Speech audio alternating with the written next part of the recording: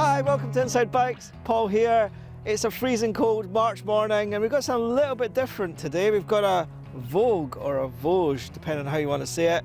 I asked the guys at MotoGP who import these bikes what they call it and they don't know either. Voge or Vogue. It's a 125, the R125. It's a Chinese made 125. It can be yours for less than 3 grand, quite a bit less than 3 grand. And actually, I think it's really good.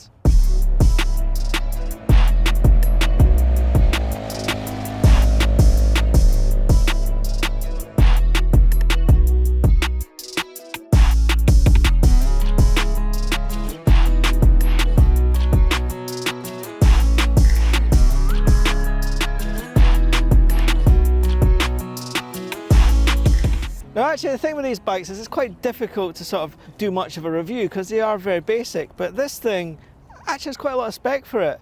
The cost £2,799, but this one pre-registered 200 quid off. So you're looking at £2,600 for a 125 that's actually quite well specified. Put that into context, it's a bit less than the Honda CB125F, which is Britain's best-selling geared motorcycle. So what's the catch? I don't know, is there a catch to it? I don't know. What you get a really nicely specified 125, lovely spec, nice LED headlight there, got a bit of Suzuki about it, TFT dashboard, looks smart, really easy to see. You've got all this stuff that you would expect on a high-end bike, like gear indicator, fuel gauge, that sort of stuff. You've got a little USB charging port in there. The engine, probably one of the most important things if you ride a 125 is how fast can it go. They claim you're getting a full 11 kilowatts out of this, so just under 15 horsepower. And gotta say, it kind of feels as good as any 125 I've ridden in a while. Top speed, generally speaking, about 60. It will sit at 60 on the motorway. Natural top speed feels a bit like 66 miles an hour, which is a little bit disconcerting because when you see the speedo, it says 6 because you're in 6th gear, 66 miles an hour. Is it the bike of the devil? I don't think so. It's way too mellow for that.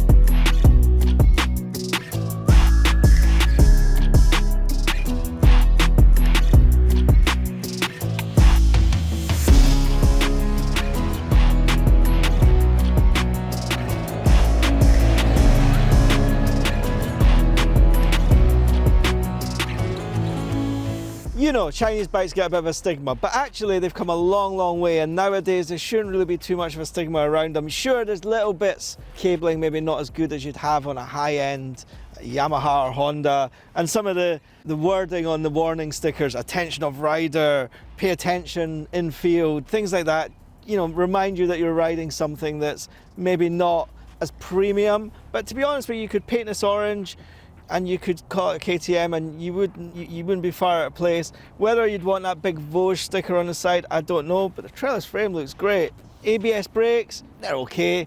Brakes could be a bit better. The CST tyres as well. You know, on these cold days, we're riding around these quite greasy roads. They're not totally inspiring confidence, but they're adequate, and I'm sure in the summer they'll be fine. Mirrors look great, back end looks great. Not that keen on the mirrors in terms of visibility, but they look fantastic. Back end looks really stylish. Overall, I'm really impressed with this motorcycle. The choice really is yours. The question mark, I suppose, is always going to be, it's a bit of an unknown manufacturer. You don't have the dealer network and reputation of a brand like Honda, but it's more a question mark rather than a black mark, and it's up to you.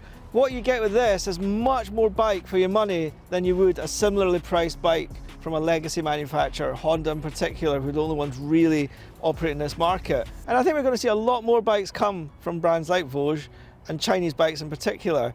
And the quality's there, the stigma shouldn't be surrounding them anymore. Overall, I think this has really impressed me, really impressed me.